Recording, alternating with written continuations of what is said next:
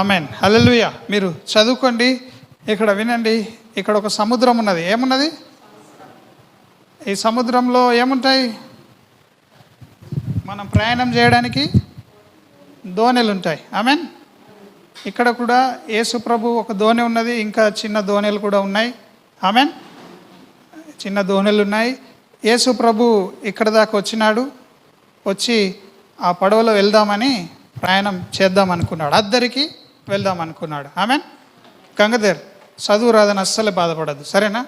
చదువు ఉన్నోడికంతే, చదువు లేనోడికి అంతే. దేవుడిని ఆత్మ ఉండాలి. ఆమెన్. పరిశుద్ధాత్మ ఉన్న పేతురు చదువుకున్నోడి కంటే ఎక్కువ వాక్యం చెప్పిండు. ఆత్మ కావాలి మనకి. దేవుని దయ్యం పట్టినోడు ఏం చేస్తాడు? ఊగుతాడు కూడా. దయ్యం పట్టినోడు ఏం చేస్తాడు? 10 మంది ఆపినా ఆగడు. మరి దేవుడు పట్టినోడు అయిపోయింది. మనం ఎట్లుండాలా? ఎంత బలం కలిగి ఉండాలి? మనకు దేవుడు పట్టిండా పట్టలేడా? దయ్యం ఒకటే పడుతుందా? హల్లెలూయా. మనం దేవుణ్ణి కలిగి ఉన్నాం. ఆమేన్. సో మనం చాలా స్ట్రాంగ్గా ఉండాలి. దేవుణ్ణి కలిగి లేని వాళ్ళందరూ నిద్రపోతారు. ఎందుకంటే వాళ్ళ లోపల దయ్యం ఉండి నిద్ర అంటది, ఇంట్రెస్ట్ రానియదు. యేసు ప్రభువే ఈ ఒడ్డుకు పోదామని పడవ ఎక్కుదామంటోళ్ళకే అక్కడ ఏమొచ్చింది తెలుసా? ఒక తుఫాను వచ్చింది. తుఫాను రేగిందంట. అప్పటికప్పుడే ఎవరన్నా మీరు వినండి, ఇంట్లోంచి వెళ్తే వాతావరణం ఎట్లుందో ముందే చూసుకోరా? ఎండాకాలమా చలికాలమా వాతావరణం ఎట్లుంది అన్నీ ముందు చూసుకొని ప్రయాణం పెట్టుకుంటాం. అంటే యేసు ప్రభు ఆ మాట విడుదల చేయకముందు సముద్రం అంతా నిమ్మలంగా ఉంది, మంచి వెలుతురుంది, అసలు గాలి తుఫాను అన్నది ఏది కూడా ఎవరికి లేదు. మేఘాలు ఉన్నాయి, వర్షం వస్తుంది అంటే వద్దు ప్రభువా వర్షం వచ్చేలాగా ఉంది, తర్వాత వెళ్దాం అంటారా? కానీ అక్కడ చూస్తే యేసు ప్రభు అద్దరికి వెళ్దాం అన్నాడు. ఏమొచ్చేసింది అక్కడ? తుఫాన్ వచ్చేసింది. ఆమెన్. అత్తమ్మా, ఏమొచ్చింది? తుఫాన్ వచ్చింది. నోట్లోకి విడుదల చేసిండు మాట. ఏమొచ్చింది? తుఫాన్ వచ్చింది. మనం కూడా మంచిది విడుదల చేస్తాం. ఏమొచ్చేస్తుంది అక్కడ? ఏమొస్తుంది? తుఫాన్ వచ్చేస్తుంది చేయకుండా. నా పిల్లలు బాగుండాలి, బాగుంటారు అన్నవనుకో వెంటనే వాడికి జ్వరం వస్తుంది. నువ్వేదన్నా అవుతుంది అనేసరికి అక్కడ ఏమవుతుంది? దానికి ఆటంకము వచ్చేస్తుంది. ఎంతమందికి తెలుసు ఈ మాట? ఒరే బాబు అనకరా బాబు అంటాడు. ఇక్కడ మా అన్న ఉన్నాడు, నువ్వు అనకరా బాబు అంటాడు. ఏదైనా ఉంటే అంత మంచిగా ఉన్నాం, ఇప్పుడైతే నేను ఆరోగ్యంగా ఉన్నా అనకరా బాబు, మళ్ళీ ఖరాబ్ అవుతుంది. ఎందుకు అనగానే ఏం జరుగుతుంది? యేసుప్రభు అన్నాడు. యేసుప్రభుకి ఏం అడ్డం వచ్చేసింది? సముద్రం అడ్డం వచ్చింది. సముద్రంలో తుఫాన్ అడ్డం వచ్చింది, సముద్రం కాదు. హల్లెలూయా. రేపు మంచిగా చర్చికి పోవాలి అనుకుంటావు, నువ్వు అన్నావు అనుకో, ఏం అడ్డం వస్తుంది? ఖచ్చితంగా వచ్చేస్తాయి. మీరు ఏదన్నా చూడండి, ఈ వాక్యం మీద మనం ప్రాణం పెట్టచ్చు. అందుకే నేను మీతో ఛాలెంజింగ్గా మాట్లాడుతున్నా. మీరు గనక మీ నోటి నుండి మీరు నీతిమంతులైతే, యేసు ప్రభు వల్లే మీరు నీతిమంతులైతే, మీరు నోటి నుండి ఏదన్నా పలికితే వెంటనే దానికి అక్కడ ప్రతికూలంగా కార్యం జరుగుతుంది, ఆపోజిట్గా కార్యం జరుగుతుంది. అన్నీ మంచిగా జరుగుతున్నాయంటే నువ్వు ఎక్కడో తప్పు చేస్తున్నావని లెక్క. పక్కలకు చెప్పండి, అన్నీ మంచిగా జరుగుతుంది, నువ్వు ఎక్కడో తప్పు చేస్తున్నావని లెక్క. పరిశుద్ధాత్మ నడిపిస్తున్నాడంటే అన్ని శ్రమలు కష్టాలే ఉంటాయి. యేసు ప్రభు ఇక్కడ వాక్యం చెప్తుంటే అక్కడ 10 మంది నిలబడి శోధించటోళ్ళు ఉన్నారు. పరిసయ్యులు, శాస్త్రులు ఎక్కడ వెళ్తే అక్కడ ఆయన మీద నిందలు వేస్తూనే ఉన్నారు, రాళ్ళు వేస్తూనే ఉన్నారు. ఎక్కడన్నా యేసు ప్రభుకి తిరంబట్టిని చీర వాక్యం చెప్తుంటే ఎక్కడ నెమ్మది లేదు యేసు ప్రభుకి. హల్లెలూయా. ఇరుకు మార్గం ఇది. యేసు ప్రభు కేవలం నోటి నుండి విడుదల చేసిండు. చేయగానే ఏం జరిగింది చెప్పండి? తుఫాన్ వచ్చింది. అప్పటిదాకా తుఫాన్ ఎందుకు రాలేదు అంటే ఒక నరుని హృదయంలో, వినండి ఇక్కడ, ఈ నరుని హృదయంలో ఉన్న సంగతులు నోరు మాట్లాడుతుందట. ఆమెన్. నోరు ఏం చేస్తుంది? మాట్లాడుతుంది. నీ హృదయంలో ఉన్న సంగతిని నీవు నోటి ద్వారా పలికినప్పుడే సాతానుడికి తెలుస్తుంది. నీ హృదయంలో ఉన్నంత సమయం వరకు ఎవడికి తెలియదు. ఆమెన్. ఇల్లు కడదాం అని అన్నాడు అనుకో ఆనంద్, ఇప్పుడు వాళ్ళకి ఇల్లు కావాలా? ఖచ్చితంగా దేవుడు ఇస్తాడు. ఆమెన్. నమ్ముతారా మీరు? అరే ఒకరోజు ఎలిసన్న పోతే ఇల్లు కడతామన్నాడని ఇంటికి డాడీకి చెప్పు, మళ్ళీ వచ్చినప్పటికీ నీకు ఇల్లు ఉంటుంది. హల్లెలూయా. కానీ ఇల్లుకు నా మాటకి మధ్యలో ఏమున్నది? హృదయంలో ఉన్న మాట నోటి నుండి బయటకు రాగానే ఎవరికి తెలుస్తుంది అంటే సాతానుని యొక్క అనుచరులకు తెలుస్తుంది. సాతానుడు ఒక సైన్యాన్ని పెట్టుకొని తిరుగుతాడు. ఆమెన్. ఆ సైన్యాన్ని దయ్యపు దూతలని పంపిస్తాడు. అరే మీరు 10 మంది ఈ చర్చిలో చూసుకోండి, ఈ చర్చ్ పెద్ద శక్తి కలిగింది కాదు, 10 మంది జాలి ఇక్కడ, 100 మంది నుండని మీరు జాలి ఇక్కడ అనుకుంటారు. 10 మందిని వదిలేస్తాడు. వేస్ట్ చేయడు వాడు రిసోర్సెస్, ₹1 వేస్ట్ చేయడు వాడు. ఆమెన్. హల్లెలూయా. ఆ 10 మంది ఇక్కడ తిరుగుతూ ఉంటారు ఈ సంఘంలో. ఎవడు దొరుకుతాడు వాడిని నిద్రలోనికి పంపించడానికి. హల్లెలూయా. సో ఎప్పుడైతే సేవకుడు ఈ మాటలు ప్రకటిస్తాడో అప్పుడు మీ అందరిని వెతుకుతాడు. అరే వీళ్ళకి తెలిసింది, ఈమెకి తెలిసింది సత్యం, ఎట్లన్నా ఈ సత్యాన్ని నేనేం చేయాలా? దొంగతనం చేసేయాలి. ఇక్కడ వినగానే ఇక్కడనే వదిలేసేటట్టుగా నాకు గుర్తుకొస్తలేదు అంటారు. ఎందుకు గుర్తుకొస్తలేదు? ఇక్కడున్న దయ్యాలు మీరు విన్నదాన్ని ఏం చేస్తాయి? ఎత్తుకొని వెళ్ళిపోతాయి. It will devour the seed. మీలో పడ్డ విత్తనాన్ని ఆకాశంలో ఉన్న పక్షులు చేంజ్ చేస్తాయి, ఎత్తుకొని వెళ్ళిపోతాయి. పక్షులు అంటే దురాత్మలే. ఆమెన్. సో వాక్యం ఎందుకు గుర్తుండట్లేదు మనకంటే సేవకుడి నోటి నుండి దేవుడు ప్రకటిస్తున్నాడు. మన హృదయం త్రోప్రకబడ్డ హృదయం లాగుంది. ఆనకి మన కష్టం ఉందా, వాళ్ళ కష్టం ఉంది, వాళ్ళ ఇంటారు, వీళ్ళ కష్టం ఉంది, వీళ్ళు ఇంటారు అని నువ్వు బేఫికర్గా ఉండేసరికి ఆ వాక్యాన్ని ఏం చేస్తున్నది? దుష్టుడు ఎత్తుకపోతున్నాడు. ఎందుకు? ఆ విత్తనం చాలా విలువైంది. విత్తనం విలువ సాతానుడికే తెలుసు.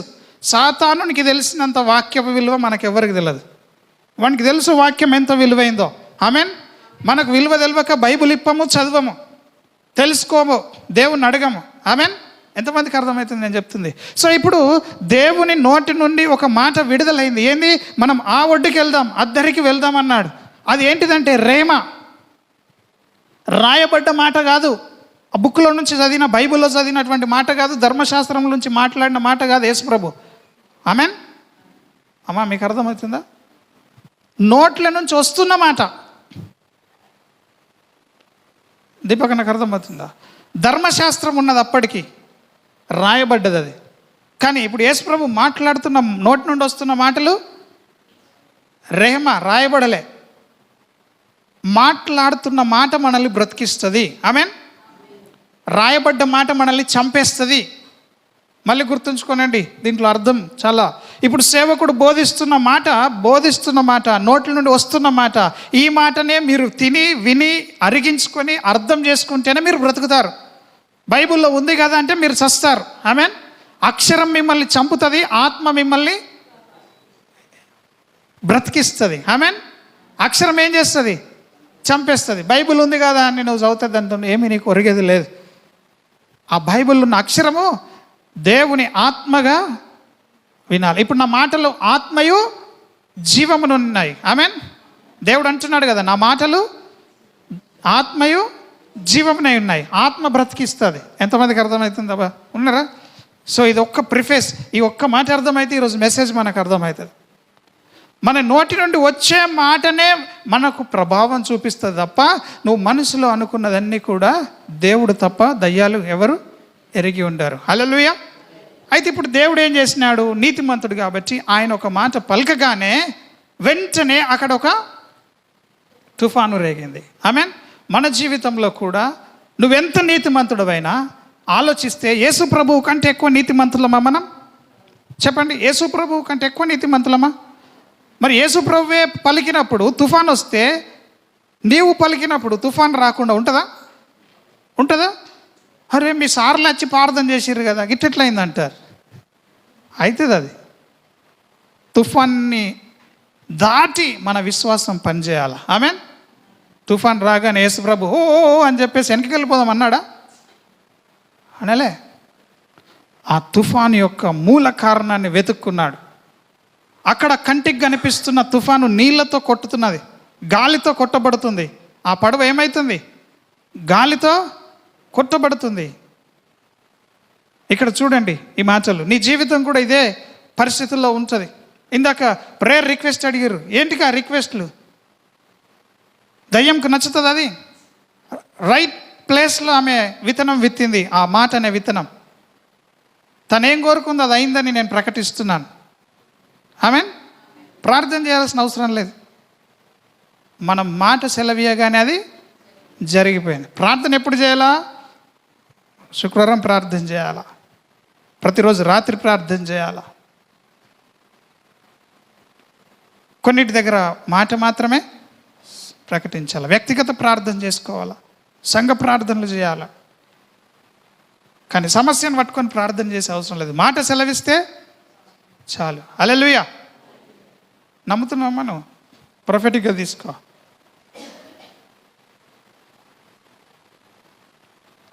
ఊరికనే ఇక్కడికి రాలేదు నీవు. యేసు ప్రభు దాన్ని ప్రకటించినప్పుడు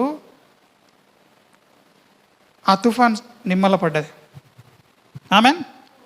మిగతా వాళ్ళందరూ కూడా, సంఘస్థులందరూ కూడా, శిష్యులందరూ కూడా ఏమైపోయారంటే గలిబిలైపోయారు. అరే మన పడవ మునిగిపోతుంది కదా. మనం కూడా మొన్న మంత్రి కూడా వచ్చి దావ మీద 3 నిమ్మకాయలు పెట్టినాగానే గలిబిలైపోయినాం కదా. అది తుఫాన్ లాగా వచ్చింది మనకి. నువ్వు ఒక్కడివి, సాయిలు, నవీన్, 3 పెళ్ళైంది, 3 నిమ్మకాయలు పెట్టిరు. ఎందుకు? తుఫాన్ రావాలా, ఇల్లు కుటుంబం అనే ఓడ మునిగిపోవాలా, అక్కడ నాశనం అయిపోవాలా అని. కానీ మూల కారణం ఏందో వెతుకుతున్నాడు దేవుడు. హల్లెలూయా. యేసు ప్రభు ఎక్కడ పడుకున్నాడు? ఆమరణ వండుకున్నాడు. పడవ లోపల వండుకున్నాడు.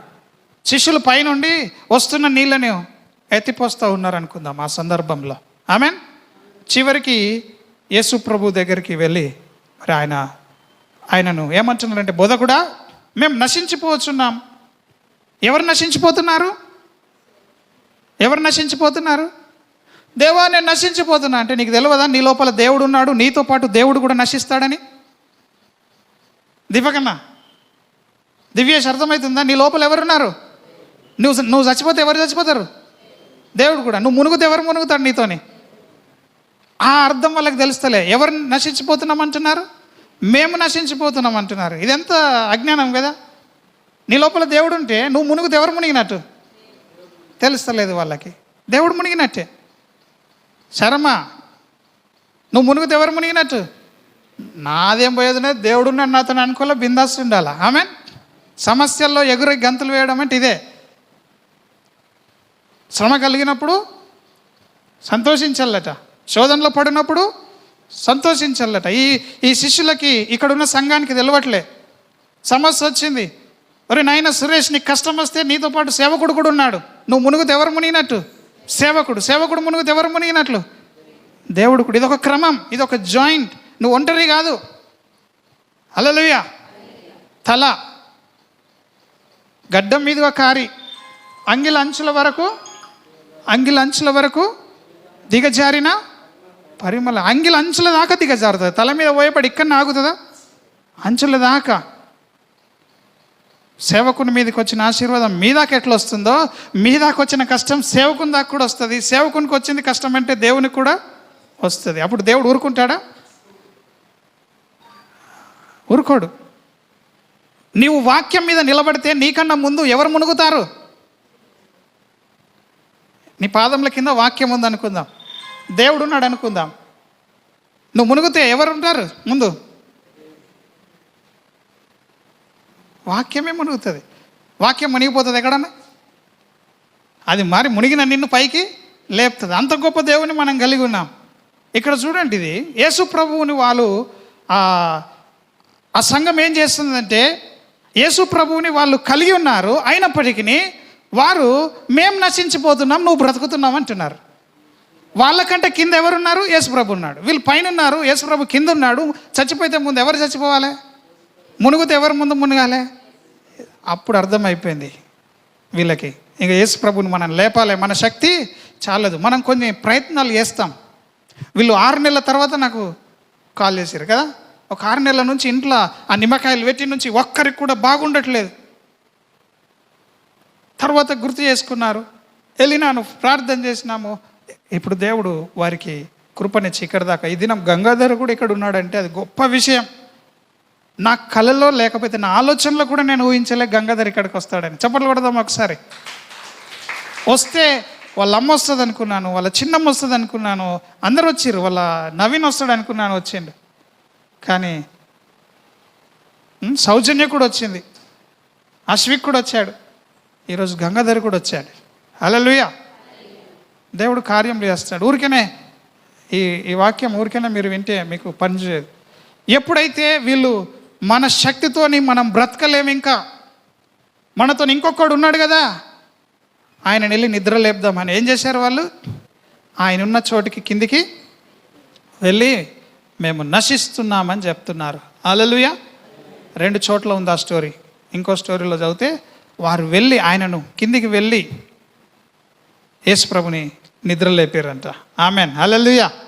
శ్రమల్లో నిద్రపోతున్న వాళ్ళు ఉన్నారు ఎవరన్నా? శ్రమ వచ్చినప్పుడు బేఫికర్గా ఉండేటోళ్ళు యేసుప్రభుని చూసి నేర్చుకోవాలా. నాకు కూడా అన్ని పరిస్థితులు వచ్చేసరికి ఇప్పుడు కూడా మరి ఫోన్లు చేస్తూ ఉన్నారు. సంఘం చాలా విలువైంది. మన కంట్లో ఉన్న నలుసు తీసుకొని ఇతరుల కంట్లో నలుసు వెతకాలి. దేవుడు నాకు అప్పచెప్పిన ఈ సంఘాన్ని నేను సరిగ్గా కాయకుండా ఎవరెవరికి ఎన్నెన్నో చెప్పొస్తే ఏం లాభమో లేదు. కాబట్టి నేను మిమ్మల్ని కాపాడుకోవాలి. దేవుడు రాకడ సమయం వచ్చినప్పుడు మిమ్మల్ని గొర్రెల గొప్ప కాపరి అయినటువంటి యేసుప్రభుకి అప్పచెప్పాలి. ఆమెన్. కాబట్టి నేను ఈ దినం మీ కొరకు నేను ఈ సమయం తీసుకుంటున్నాను. ఈ శిష్యులు అనగా ఈ సంఘం ఎప్పుడైతే తగ్గించుకొని యేసుప్రభు దగ్గరికి దిగిపోయిన వెంటనే యేసుప్రభు ఏం చేశాడు? ఎక్కి వచ్చాడు. ఆమెన్. మనం ఎప్పుడైతే తగ్గించుకొని మోకాళ్ళ మీద ఉండి యేసుప్రభు దగ్గరికి వెళ్తామో అప్పుడు మన జీవితంలో యేసుప్రభు గొప్పగా లేచి నిలబడతాడు. ఆమెన్. లేచి నిలబడి ఆయన కూడా అరే ఇట్టట్లు వచ్చింది కష్టం అని అన్నాడా? అవును కదా తుఫాన్ వచ్చేసింది అని అన్నాడు. ఏమన్నా వేరే ఏదన్నా ఎక్స్ట్రా మాట మాట్లాడినాడా? నేను మాట్లాడుతూ ఉంటాను అప్పుడప్పుడు సమస్య వచ్చినప్పుడు. దీన్ని బట్టి నేను నేర్చుకుంటున్నాను. వేస్ట్ మాటలు మాట్లాడాల్సిన అవసరం లేదు. అవును కదా ఇప్పుడు ఎట్లా చేద్దామని అంటాను. సేవకుడు అనకూడదు ఆ విధంగా, ఎట్లా చేద్దామని. ఏం చేసేది లేదు, దేవుడు చూసుకుంటాడు. ఇది ఆమెన్. దయమనమ్మా ఏం చేస్తాడు? చూసొచ్చినావా ఇప్పుడు సముద్రంని ఎంత తుఫాన్ ఉందో? కనబడ్డదా? కళ్ళు మూసుకుంటే మనకు సముద్రం కనిపిస్తుంది. మరి యేసుప్రభు ఎట్లా బాగు చేసిండో. ఈ మాటలు వినండి, ఈ మాటలు వింటే అన్నీ కనిపిస్తాయి. ఆమెన్. యేసుప్రభు లేచి సార్ ఆ తుఫాన్ని గద్దించలే. దేన్ని గద్దించిండు? గాలిని గద్దించిండు. ఆమెన్. నీ సమస్య ఎందుకు వస్తుందో నీకు తెలియదు. నువ్వు అనుకుంటావు నాకు కడుపు నొప్పి వస్తుంది, కడుపు నొప్పి టాబ్లెట్ వేసుకుంటావు. కానీ కడుపు నొప్పి ఎక్కడికి వెళ్ళి వస్తుంది అది తెలియదు. కడుపు నొప్పి ఎక్కడి నుంచి వస్తుందో అది స్టాప్ చేస్తే నువ్వు టాబ్లెట్ వేసుకోవాల్సిన పని లేదు. రూట్ కాజ్ వేర్లతో పెరికి వేయాలి. అసలు ఎక్కడున్నాయి దాని వేర్లు? సమస్య వచ్చిందనే కానీ అయ్యో అని వరకదు. ఎక్కడుంది దానికి మూలమైన కారణం? ఆమెన్. మన భాషలో చెప్పాలంటే ఏదైనా మంచి పని చేస్తే దయ్యం ఏం చేస్తుందంటాం? ఆటంకపరుస్తుందంటాం. ఆమెన్. ఇప్పుడు యేసుప్రభు ఒక మంచి కార్యం చేస్తే అక్కడ ఏమొచ్చేసింది? దయ్యము ఆటంకం వచ్చింది. కానీ దేవుడు ఏం చేసిండు? ఆటంకాన్ని ఏం చేసిండు? భయపడ్డా? భయపడలే. యేసు నామంలో మనం శపిస్తాం దాన్ని. అప్పుడు అది యేసు నామానికి భయపడుతుంది. నీలో ఉన్న దేవునికి అది గడగడ వణుకుతుంది. ఆమెన్.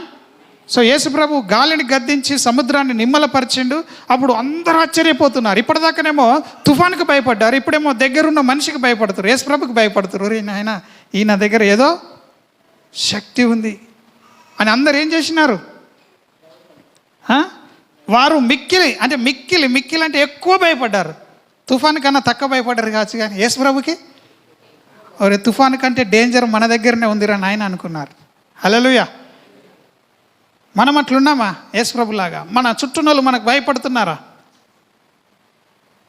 ఎందుకు భయపడతారంటే వాళ్ళు గౌరవిస్తారు, భయపడతారు. ఆమెన్. నేను చెప్తున్నాను కదా, హైదరాబాద్లో ఒక పెద్ద ప్రాజెక్ట్ కొరకు ప్రార్థన చేయడానికి అయితే అక్కడ నన్ను ఒక దేవుడిలాగా చూశారు. ఎందుకు? వాళ్ళకి తెలుసు కంటికి కనిపించేది. వాళ్ళు చాలా ధనవంతులు, వాళ్ళకి దేని మీద లేదు. వాళ్ళ కంటికి కనిపించనివి వారిని సతాంచుతూ ఉన్నాయి. ఆమెన్.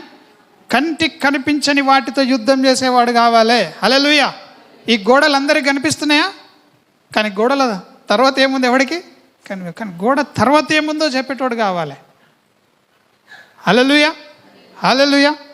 అందుకే ఈ లోకంలో ఉన్న మనుషులు ఎన్నెన్నో కష్టాలు పడుతూ ఉంటారు ఆ విధమైన సంగతులు తెలుసుకోవడానికి. ఒక మంచి పని జరగకుండా ఉండడానికే నీకు ఒక కష్టం వస్తుంది. హల్లెలూయా. ఒక మంచి పనిలో నీవు కొనసాగడానికే నీకు కష్టం వస్తుంది. నీకు కష్టం రాకపోతే నువ్వు త్రోవ తప్పిపోతావు. హల్లెలూయా.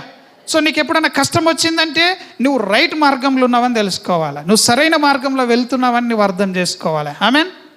యేసు ప్రభు కష్టం వచ్చింది కదా, ఇది మనం చేయొద్దేమో, వెనకకి వెళ్ళిపోదాం అనుకుంటారు. కొందరికి అపశకనం అంటారు కదా, ఇంట్లోకి వెళ్ళగానే ఏదో అయిందంటే ఇలా పోవద్దేమో అనుకుంటారు. కష్టం రాగానే మంచి వార్త వినలేము మనం, ఈరోజు వద్దు రేపు చేద్దాం అంటారు. ఉన్నారా ఇక్కడ అసలు దొంగలు? యేసు ప్రభు నమ్ముకొని కూడా మూఢనమ్మకాలు నమ్మేటోళ్ళు ఎస్తారమ్మా ఉన్నారా మన సంఘంలో? లోకంలో ఉన్నాయి, దేవుని బిడ్డలుగా ఉండి కూడా వీళ్ళు హాఫ్ క్రిస్టియన్స్ హాఫ్ అదర్. సగం దేవుని నమ్ముకున్న వాళ్ళు, సగం ఈ లోకంలో ఉన్న ఆచారాలు పాటించటోళ్ళు. అందుకే వాక్యము నెరవేర్చబడట్లేదు. లూకా సువార్తలనేనా 7:13 చూడండి, వాక్యం ఎందుకు పని చేస్తలేదు మన జీవితాల్లో. నేను ముగించక ముందు ఈ సంగతిని జ్ఞాపకం చేస్తాను. వాక్యం ఎందుకు పని చేస్తలేదు? జంతర్ మంతర్ అబ్బరక దబ్బర అనగానే అయిపోవాలి కదా. అట్లా మార్కు సువార్త తీసుకుందాం మరి, చూద్దాం ఒకసారి. మార్కు 7:13 చూడు. మార్కు 7:13 సారీ, మార్కు సువార్త 7:13.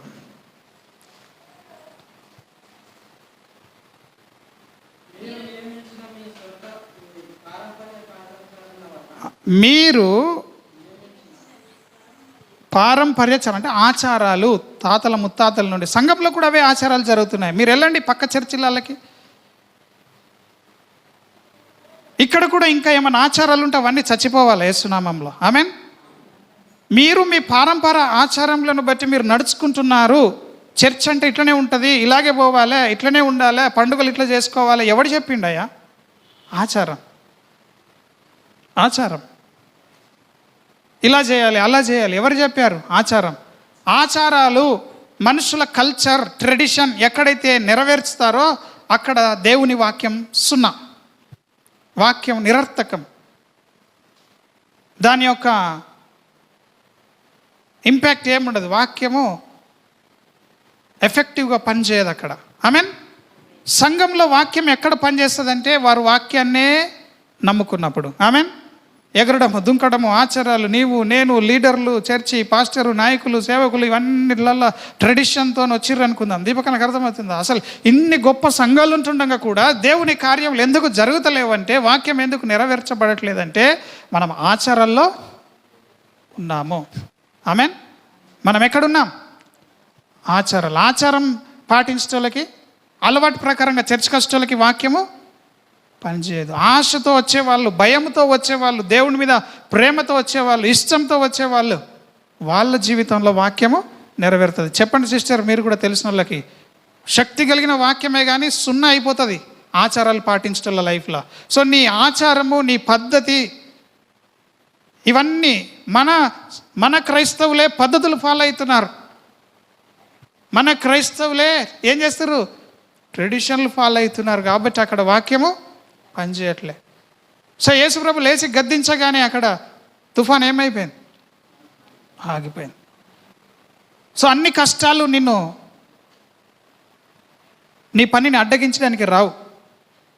నువ్వు చేసేది మంచి పని అయినప్పుడు, నువ్వు దేవునిలో సరిగ్గా ఉన్నప్పుడు నీకు రోషం వస్తుంది. ఈ సున్నతి లేని ఫిలిస్తీయుడు ఇశ్రాయేలుకి ఎట్లా అడ్డుగా ఉంటాడని దావీదు గొలియాతుని ఏం చేసిండు? రాయితో కొట్టి చంపేశాడు. ఆమెన్. గొలియాతు అడ్డం వచ్చిండు కదా, ఇక ఫిలిస్తీయులను మనం గెలవలేమేమో, ఇది దేవుని చిత్తం కాదేమో, మనం అందరం పారిపోదామని పారిపోయాడా దావీదు? ఎదురుగున్న సమస్యను ఏం చేశాడు? యేసునామంలో సాల్వ్ చేసుకున్నాడు. మనకు సమస్య వస్తుంది, ఏదైనా పని చేద్దామంటే ఆటంకాలు వస్తాయి. నీకు తెలియాలా అది దుష్టు నుండి వస్తుందో, అది దేవుని దగ్గర నుండి వస్తుందో. ఆమెన్. దేవుని సెలవు లేకుండా ఏమన్నా జరుగుతుందా? జరగదు. రాత్రి యేసుప్రభుకి ప్రార్థనలో దేవుడు ముందే చెప్పుంటాడు, రేపు సముద్రంలో నీకు తుఫాన్ వస్తుంది, దాన్ని శపించాను. యేసుప్రభు తండ్రి చెప్పంది ఏం చేయడు కదా. సో ఏం చేసిండు యేసుప్రభు? తండ్రితో కమ్యూనికేషన్లో ఉన్నాడు, ప్రార్థనలో ఉన్నాడు. హల్లెలూయా. యేసుప్రభు దేవునితో ప్రార్థనలో ఉన్నాడు. ప్రార్థన చెయ్యని క్రైస్తవులంతా దొంగ క్రైస్తవులే, ప్రార్థన లేని జీవితం. ఆమేన్. సో యేసుప్రభు ముందే దేవుని దగ్గర కన్నీళ్లు విడిచి సంఘమంతటి కొరకు ప్రార్థించినాడు. నాతో పాటు ఉన్న శిష్యులు మునిగిపోవద్దు అనుకున్నాడు ఏమో, దేవుడు మరి కృప ఇచ్చాడు, లేచి గద్దించినాడు. ఆ తుఫాను ఆగిపోయింది. హల్లెలూయా. తుఫాను ఆగిపోయిన తర్వాత అసలు ఏంటి, ఎందుకు అంత పెద్ద తుఫాను? దయ్యానికి ఏమొచ్చేది ఉంది అంత పెద్ద తుఫాను అక్కడ ఇవ్వడానికి? ఆ ఒడ్డుకు ఏరుకుంటే ఏం జరుగుతుంది? ఆ ఒడ్డుకి వెళ్తే దయ్యానికి ఏం నష్టం ఉన్నది? నేను లింగపూర్ పోవడానికి ఆరోగ్యం లేని నేను చిన్నదాని కొరకు ఫోన్ చేశారు. మధ్యాహ్నమే కారు ఎక్కి వెళ్ళిపోయినాను. ఇంట్లో చేత కావట్లేదని పడుకున్నాను నేను. వాళ్ళ ఫోన్ రాగానే మధ్యాహ్నం వెళ్ళిపోయినాను. మధ్యాహ్నం చేరుకున్నాను. ప్రార్థన జరిగింది. ఎండలో వెళ్ళాను. ఏదైతే ఎండలో వెళ్ళానో అదే దినం గురించి ఆ మాంత్రికుడు మాట్లాడుతున్నాడట. మొన్న వచ్చాడు కదా మధ్యాహ్నం అంటున్నాడట. చూడండి ఎట్లా ఉంటుందో సంగతులు. ఎందుకు అంత దుష్టునికి బాధ కలుగుతున్నది? ఒక సేవకుడు ఒక స్థలానికి వెళ్తూ ఉంటే, యేసుప్రభు ఒక ఒడ్డుకి వెళ్తూ ఉంటే ఎందుకు దుష్టునికి బాధ కలుగుతున్నది? అక్కడ ఏమొచ్చేది ఉంది అంటే, వాడు అక్కడ కొన్ని ఆత్మలని బంధించి ఉన్నాడు. ఆమేన్. ఆ ఆత్మలు సంతోషంగా ఉండొద్దు, అక్కడున్న మనుషులు విడుదల పొందొద్దు, అక్కడున్న మనుషులు గుడ్డితనంలోనే ఉండాలని దయ్యం ఏం చేస్తున్నదంటే యేసు ప్రభుకు తుఫాను ఇచ్చేసింది. హల్లెలూయా.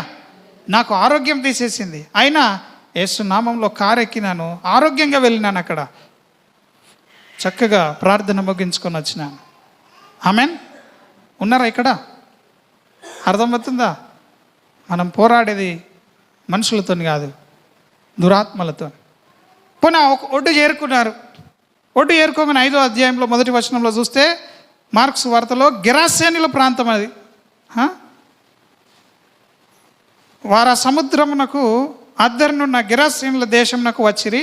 ఆ దోణి దిగగానే, చూడండి, ఆ దోణి దిగి అడుగు పెట్టగానే, నీళ్ళలో ఉన్నంతసేపు ఏం కాలే, ఆ దోణి దిగి అడుగు పెట్టగా, నాకు కూడా అప్పుడప్పుడు కారులో ఏదైనా ఊరికైనప్పుడు దిగి అడుగు పెడుతున్నారా బాబు అనిపిస్తుంది. కొంచెం ఇవన్నీ వాక్యాలు తెలుసు కాబట్టి, నేను ఇప్పుడు ఇక్కడ స్టెప్ చేస్తున్నాను, ఇక్కడ నా అడుగు పెడుతున్నాను అనిపిస్తుంది. ఆ దోణి దిగగానే ఒకడు ఏం చేసిండు? ఎదుర్కొన్నాడు. ఎమ్మెల్యే వచ్చిండా యేసుప్రభుని ఎదుర్కోవడానికి? ఎవరు వచ్చిర్రు ఆయన ఎదుర్కోవడానికి? సేవకులను ఎదుర్కోవడానికి విశ్వాసులు రాలని చూడన్నా. మొన్న ఆనంద్ వాళ్ళ డాడీ అంటున్నాడు, ఏమంటున్నాడంటే, అన్నా ఈరోజు నేను కమాన్ దగ్గరనే కలుసుకోలేకపోయినా, నాకు క్షమించండి అన్న అంటుండు. నేను ఊరికి రాకుండా ముందే పాపం అంత దూరం ఉన్న కమాన్ దగ్గర వచ్చి ఉంటాడు, నా కారు కోసం వెయిట్ చేస్తూ ఉంటాడు. ఆ రోజు రాలేకపోయాడు పరిస్థితులను బట్టి. ఫోన్ చేసి రిటర్న్ జర్నీలో ఉన్నా నేను చెప్తున్నాను, నేను కమాన్ దగ్గర దాకా రాలే. ఇప్పుడున్న సేవకులకు విశ్వాసులు రావాలా, లేకపోతే దండలు పట్టుకొని రావాలా? నేను వస్తే ఎవడు కూడా నన్ను పట్టించుకోలేడు అనుకోండి. యాక్చువల్గా సేవకుని ఎవరు వెంబడించాలా? అక్కడున్న దయ్యాలన్నీ లేచి వచ్చి కాళ్ళ మీద పడి వేడుకోవాలి, అయ్యా మమ్మల్ని పోకుండా జర మమ్మల్ని ఎల్లగొట్టకని బతిమలాడుకోవాలి. ఆమెను అర్థమవుతుందా? అందుకే ఈ సేవకుడు కూడా ఇవి నేర్చుకుంటున్నాడు కాబట్టి మనుషుల మెప్పు కోరుకోవట్లే. ఆమెన్. మీరు నన్ను మెచ్చుకున్నా, మీరు నన్ను తిట్టుకున్నా, ఈ వాక్యాన్ని మీరు వినకపోతే, మీరు వాక్యంలో మీ జీవితాలు కట్టుకోకపోతే మీరు నష్టపోతారు. ఆమెన్. ఈ సేవకుడు ఉంటాడు, వెళ్ళిపోతాడు. మురిగినన్ని రోజులు ఈ కుక్క మరుగుతుంది, తర్వాత ఉండదు. హల్లెలూయా. ఎవరు శాశ్వతం కారు. కాబట్టి మన జీవితంలో ఈ కార్యములు మనము చక్కగా దేవుని సన్నిధిలో నెరవేర్చుకోవాలి. ఆమెన్. దేవుని వాక్యాన్ని నెరవేర్చినప్పుడు, నీవు ఆ శ్రమను దాటి అద్దరికి చేరుకున్నప్పుడు, నీవు చేరాలన్న స్థలానికి నువ్వు చేరుకున్నప్పుడు నీవు ఇతరులకు ఆశీర్వాదకరంగా ఉంటావు. అక్కడ ఒకడు అపవిత్రాత్మ పట్టినోడు ఎదుర్కోవడానికి వచ్చినాడంట. ఆమెన్.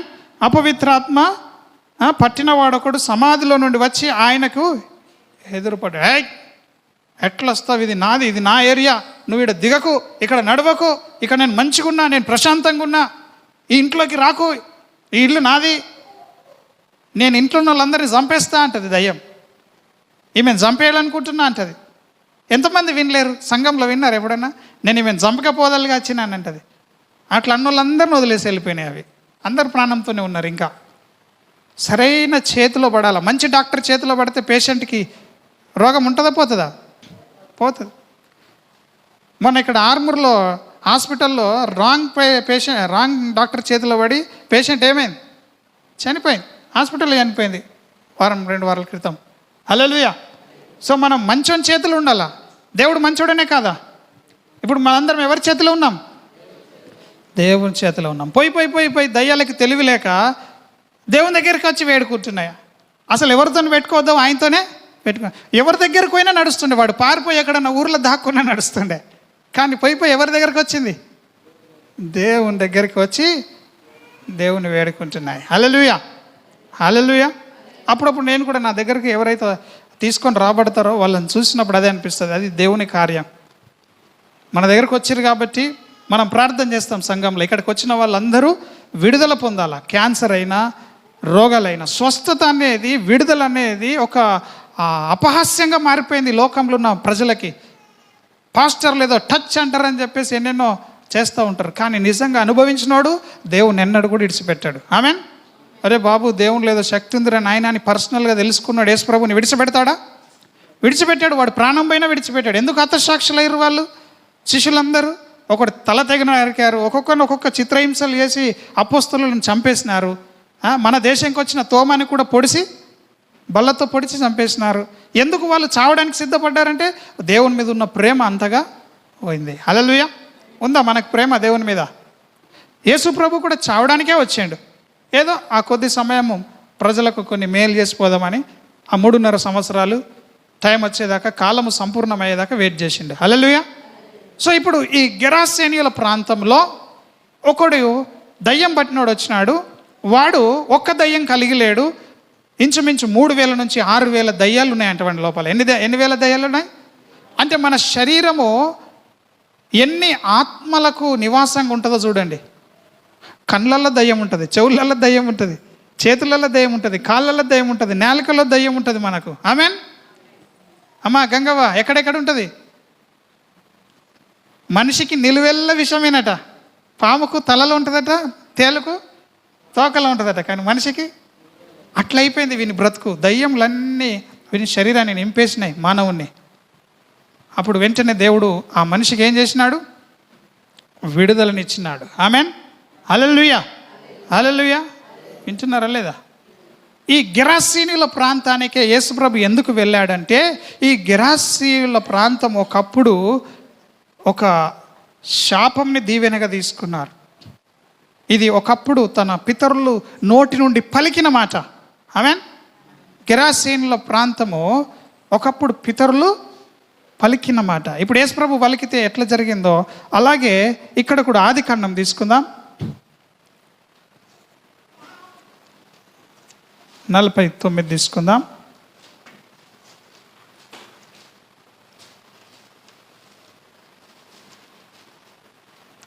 అందులో 19వ వచనం చదువుదాం.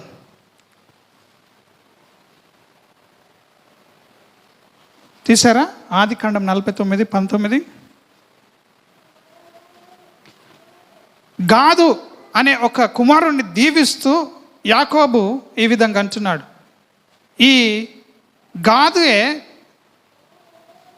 గాదు కుమారుడు. ఆమెన్. ఈ గాదు గదరేన్స్గా మారి ఇక్కడ గెరాసేనులుగా వాని వంశము వర్ధిల్లుతా వచ్చింది. బంటుల గుంపు గాదును కొట్టును. కొడుకును ఆశీర్వదిస్తున్నాడు తండ్రి. బంటుల గుంపు, ఒక సైన్యం వీన్ని కొడుతుంది. ఆ సైన్యమే ఇక్కడ అంటున్నాడు, నీవెవరంటే నేను సేనాదయ్యం అంటున్నాడు మార్కు సువార్తలో. ఆమెన్. ఈ గెరాసీనులు అంటే ఎవరి పిల్లలు? ఈ గాదు వంశము. హల్లెలూయా. ఎంతమందికి అర్థమవుతుంది? ఎప్పుడో తాతల నాడు, తాత ముత్తాతల నుంచి వస్తున్న శాపం ఇది. ఆమెన్. ఒక సైన్యము గాదును కొడుతుంది. బంటుల గుంపు. దీపకన్న ఉందా బైబిల్లో? అప్పుడెప్పుడో ప్రవచించినాడు. ఇప్పుడు నేను చెప్పాను మీ సమస్య తీరిందని. అలాగా ప్రవచిస్తున్నాడు ఇక్కడ. ఆ ప్రవచనం ఇప్పుడు నెరవేరుతున్నది. ఆ గాదు యొక్క కుమారులు గెరాసీనుల ప్రాంతంలో ఈ గదరేనియల ప్రాంతం అది. ఆమెన్. అక్కడ వాని సైన్యం కొట్టింది, దురాత్మ సైన్యము కొట్టింది. మళ్ళీ ఇక్కడేమంటున్నాడు 2వ మాటగా? అతడు మడిమెను కొట్టును. తిరిగి ఈ గాది ఏం చేస్తాడు? దాన్ని కొట్టుతాడు. ఆమెన్. దాన్ని కొట్టడానికే యేసు ప్రభు అక్కడికి వచ్చినాడు. హల్లెలూయా. అర్థమవుతుందా? సో ఈ దినము ప్రతిదీ కూడా ఒక ఉద్దేశపూర్వకంగానే మన జీవితంలో జరుగుతుంది. ఏది శాశ్వతం కాదు, ఎవరు శాశ్వతం కాదు. ఇప్పుడున్నటువంటి ఏ బంధము కూడా నిలవదు, కానీ దేవునితో నీవు కలిగి ఉన్నటువంటి ఆ యొక్క సహవాసమే నిన్ను బ్రతికిస్తుంది. ఆమెన్. నీలో వాక్యం ఉంటే వాక్యంకి ఎన్నటికీ చావు లేదు. ఆమెన్. నీలో వాక్యం ఉండాల. యేసుప్రభు వెళ్ళి వాడిని ముట్టి బాగు చేయగానే వాడు నేను సైన్యం, నేను సేనా దయ్యం అన్నాడు. అన్నాడా మార్క్స్ వార్తలో? చదవండి ఆ మాట. నేను అంటుంటేనే మీరు చదువుతూ ఉండాలి. Amen lord. Thank you Jesus. ఈ దినము దేవుడు అడిగిండు వాడు మేము అనేకంగా ఉన్నామంటున్నాడు. నేను చాలామంది అంటున్నాడు. ఒక్కసారి వినండి, ఇక్కడ ఒక్కసారి ఇట్లా ఈ మనిషిని పట్టిన దయ్యాలు, ఈ 3000 దయ్యాలు ఆ సేవకుడు వచ్చి యేసుప్రభు వచ్చి ప్రార్థించగానే వెళ్ళిపోయి అక్కడిక్కడ ఓలవిగా పశువుల మందులోనికి వెళ్ళిపోయినాయి, పందుల మందులోనికి వెళ్ళిపోయి ఆ పందుల మందు అంతా పోయి సముద్రంలో పడి నాశనం అయిపోయింది. ఆమెన్. చచ్చిపోయినాయి. కానీ వీడు మాత్రము బట్టలు ధరించి దెక్కపోలి అంతటా, అంటే 10 గ్రామాల్లో సువార్త చేసిండంట. ఆమెన్. ఒక్కోడు బాగా అయితే ఎంతమందికి సువార్త చేసిండు? 10 గ్రామాల్లో యేసుప్రభుని గురించి ప్రకటించి 10 గ్రామాలను దేవుని దగ్గర నిలబెట్టిండంట. ఆమెన్. అందుకే మీ ఊరికి వస్తే మీ ఒక్క కుటుంబం బ్రతికితే మీ చుట్టూన్న గ్రామాలన్నీ ఏం కావాలా? దేవుని యొక్క సువార్తను తెలుసుకోవాలా. ఆమెన్. అందరము మరి ఈ సమయంలో అనేక విషయాలు ఉన్నప్పటికీ క్లుప్తంగా బోధించిన అయినప్పటికీ ఈ సంగతులు మనకు ఎంతో అవసరం. భయపడద్దు, జడియద్దు. మనలో ఎవరున్నారు? దేవుడు ఉన్నాడు. ఆమెన్. నిన్ను ముట్టినవాడు నా కనుపాపను ముడుతున్నానన్నాడు. అన్నాడు. ఎందుకు భయం మరి? హల్లెలూయా. ఎవ్వరు కూడా ఏది కూడా ఎంత మాత్రం మనకు హాని చేయదన్నాడు. పాములు తేళ్ల మీద శత్రుబలం అంతటి మీద నేను మీకు అధికారం ఇచ్చిన అన్నాడు. మనమే గుడ్డోళ్ళమై వెర్రోళ్ళమై నిద్రపోతున్న వాళ్ళమై సిద్ధంగా లేక బీ సోబర్, మెలకువగా ఉండండి అంటే అర్థం ఏంటంటే రెడీగా సిద్ధంగా ఉండండి అని అర్థం. లేక నిద్రపోతున్న క్రైస్తవులుగా ఉంటున్నాం. ఆమెన్. ప్రార్థన జీవితం ఎక్కువ మన జీవితంలో ఉండాలా. జాన్ ఏముండాలా? ప్రార్థన జీవితం ఉండాలా. పట్టుమని 5-10 నిమిషాలు కూడా మీరు ప్రార్థన చేసుకునే జీవితం కలిగలేరు. ఎంత విరోధంగా జరుగుతుందో చూడండి, ఎంత వ్యతిరేకంగా జరుగుతుందో. వాక్యమేమో ప్రార్థించమంటే సంఘమేమో ప్రార్థించలే. నువ్వు వాక్యం గంటసేపే నించున్నావు. ఇలాగే గంటసేపు ప్రార్థనలు ఉండమంటే ఒకళ్ళు అటు కదులుతారు, ఒకళ్ళు ఇటు కదులుతారు, ఒకళ్ళు తలుపులు తీస్తారు, బయటకు వెళ్ళి ప్రార్థన అనగానే ఇక లైసెన్స్ దొరికింది అనుకుంటాం. ఆమెన్. హల్లెలూయా. కళ్ళు మూసుకుందాం, ప్రార్థన చేసుకుందాం. మరి దినము